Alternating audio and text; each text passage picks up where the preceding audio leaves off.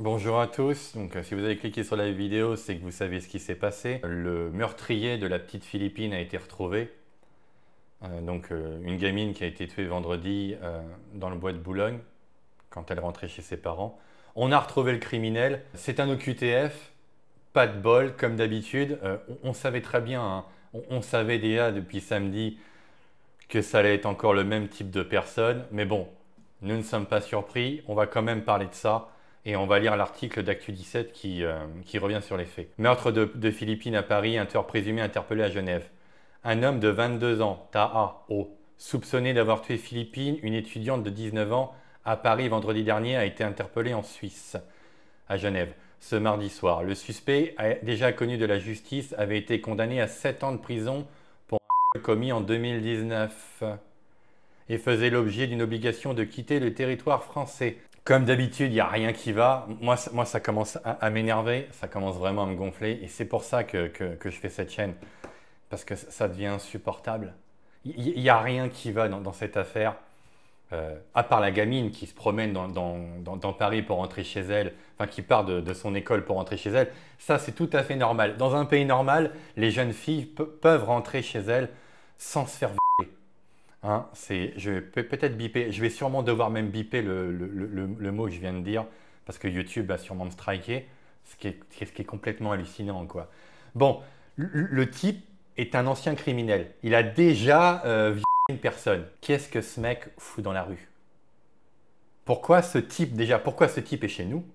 Parce que moi, je veux bien qu'on accueille toute la terre entière et tout le bordel, mais il faut que quand une personne rentre sur le territoire et son souhait, qu'elle a pour souhait de devenir française, il faut des bonnes raisons. Le suspect Taha, voilà, le suspect Taha, on va l'appeler Taha, un ressortissant marocain, est déjà connu des services de la justice. Il était visé par une obligation de quitter le territoire, ainsi que par une fiche de recherche liée à cet OQTF, parce qu'il n'a pas respecté son OQTF. Il était confiné dans un hôtel, il s'est barré, bon voilà. L'homme a été condamné en octobre 2021 à une peine de 7 ans de prison pour le viol d'une jeune femme de 23 ans survenue en septembre 2019 dans le bois à Taverny.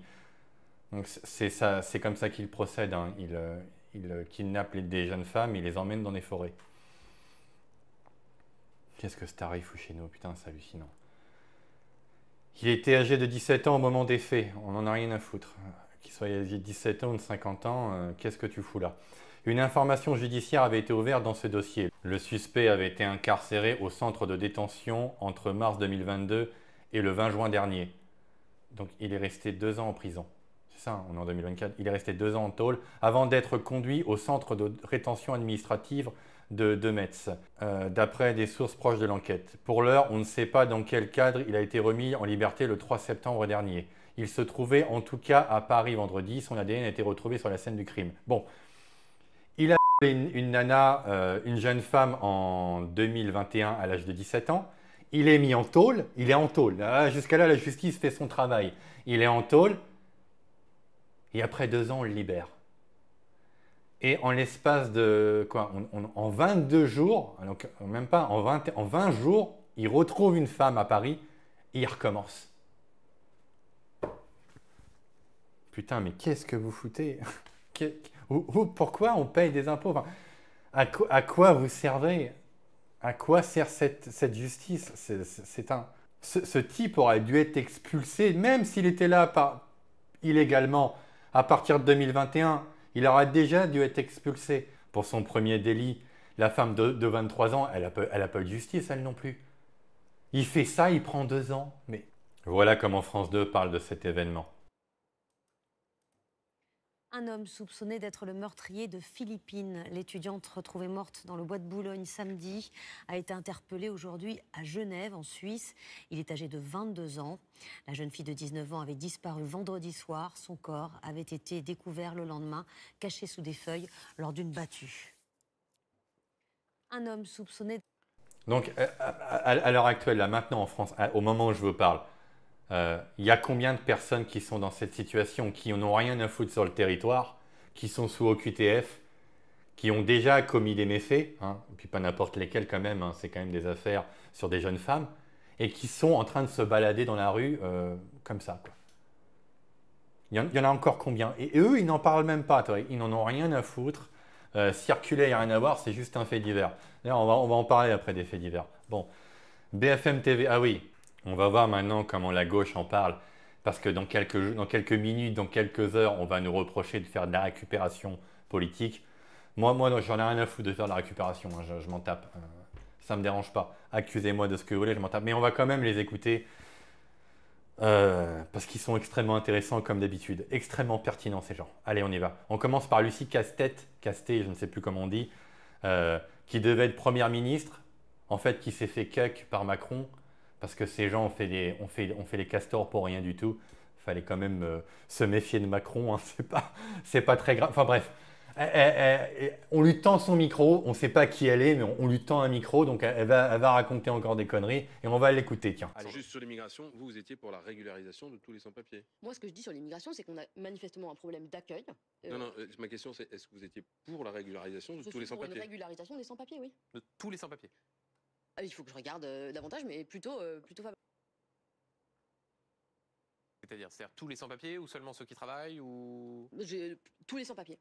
D'accord, donc même ceux qui ne travaillent pas. Voilà, donc tous les sans-papiers, donc même ceux qui ont commis des gnolls en 2019 sur une jeune femme de combien? Elle avait quel âge? Rappelons les faits, hein, parce que c'est un récidiviste. Voilà. Donc un mec, si on enlève le fait actuel, hein, c'est-à-dire qu'un mec qui est arrivé à 17 ans en France et qui, à peine arrivé, commet un viol contre une jeune femme de 23 ans, il faut le régulariser, selon Lucie Castet. Il faut que ce type soit français, comme vous et moi. Il faut lui donner la nationalité et puis il faut lui donner aussi le droit de vote. Comme ça, certainement, il votera pour Jean-Luc Mélenchon. Vive la Palestine. Libérer la Palestine. Voilà. Putain, c'est immonde. C'est immonde. Bon, ah oui, je n'ai pas fait une news sur le nouveau gouvernement parce qu'on n'en a rien à cirer. C'est les mêmes cons que la dernière fois. Ben, lui, je pense qu'il est ministre de la Justice. Voilà, donc on va écouter le ministre de la Justice actuelle parce qu'il y a une polémique avec le ministre de l'Intérieur qui dit qu'en France, la justice est laxiste. Quelle honte de dire une chose pareille. Et on va l'écouter. Là, il répond à cette accusation. Je rappelle hein, qu'ils sont dans le même gouvernement. C'est des collègues de travail. Ça fait même pas 3 jours. Hein. Ça fait 3 jours. Le laxisme de la justice n'existe pas. Ben non, ça n'existe pas. Ça n'existe pas. Un mec condamné en octobre 2021 d'une peine de 7 ans de prison contre une jeune Française, pour le mot que je n'ai pas le droit de dire, ressort 2 ans après, il a une OQTF, il doit dégager, et il recommence ce week-end-là. Voilà, il recommence dans le bois de Boulogne. À part ça, la justice n'est pas laxiste, tout va bien. C'est juste, encore une fois, l'extrême droite qui se fait des idées. Bon, maintenant, Sandrine Rousseau, qui pendant 4-5 jours nous a emmerdé avec l'affaire Amazon, là, à juste titre, hein, il fallait en parler. Mais enfin bon. Philippine a été sauvagement assassinée. La personne arrêtée est marocaine sous OQTF. Ce féminicide mérite d'être jugé et puni sévèrement. C'est plutôt un francicide. On appelle ça un francicide chez nous. L'extrême droite va tenter d'en profiter pour répandre sa haine raciste et xénophobe. Nous sommes plus forts que cette récupération. Putain, mais c'est hallucinant. C'est fou, hein. C'est fou. Mais on va récupérer. Bien sûr qu'on va récupérer ça.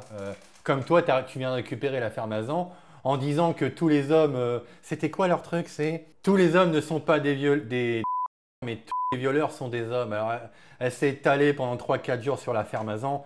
Je ne me sens pas responsable de ce qui s'est passé là-bas, d'accord?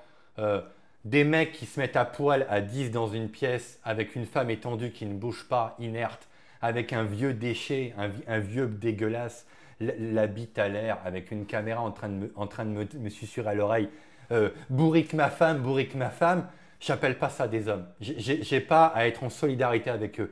Il n'y a pas de fraternité avec ce type de personnes. D'accord, Sandrine? Et toutes les autres féministes à la con qui viennent nous emmerder avec ça, je ne me sens pas en adéquation avec ces gens-là. Et s'il y avait un gouvernement comme moi, je le souhaite, on ne parlerait pas de cette affaire parce qu'il serait déjà passé sur la guillotine.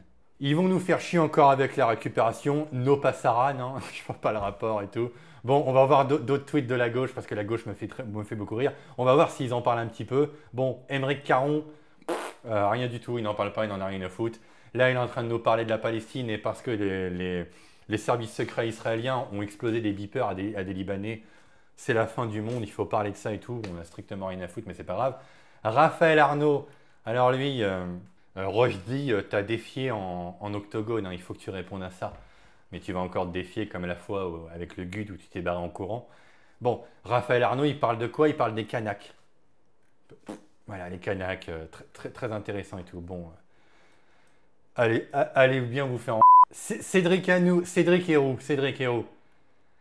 Pour moi, si je dois donner mon avis, c'est que l'invasion qu'on est en train de subir, c'est un acte de guerre. Parce que autant d'entrées par an, avec tous les crimes qui sont commis tous les jours, c'est un crime, c'est une invasion. Et bien lui, il en a fait partie, il a participé à cette invasion. Donc va-t-il défendre ces petits soldats, ces petites chances pour la France, ces petits Naël? Non, il ne va pas les défendre. Silence radio, il n'y a rien à voir, voilà, les commentaires. Qu'est-ce qu'il y a? Ouais, parler du nouveau gouvernement d'extrême droite, qui est vachement d'extrême droite. Hein. On va finir sur quelqu'un d'intéressant, Marion Maréchal. Hein. Encore un migrant, encore un clandestin, encore une OQTF non exécutée, encore un criminel récidiviste, encore un laissé en liberté. Si l'information est confirmée, Philippine est encore une petite Française que nos dirigeants ont livrée à un prédateur importé. Je suis désolé si j'ai montré un peu de sel en vidéo, mais je commence à en avoir ras le cul de ces faits divers. Ça commence à faire trop, c'est trop. Dans notre pays, une gamine ne peut pas rentrer chez ses parents sans se faire agresser, sans se faire ce qui est arrivé. C'est complètement... Moi, j'ai une fille, c'est pour ça que je ne vis plus en France. Nos filles ne sont pas en sécurité. Nos gamines ne sont pas en sécurité dans ce pays. Voilà. Bon, la vidéo s'arrête là. On reviendra peut-être sur un fait plus drôle. Et tous ceux qui créent les récupérations, allez vous faire en...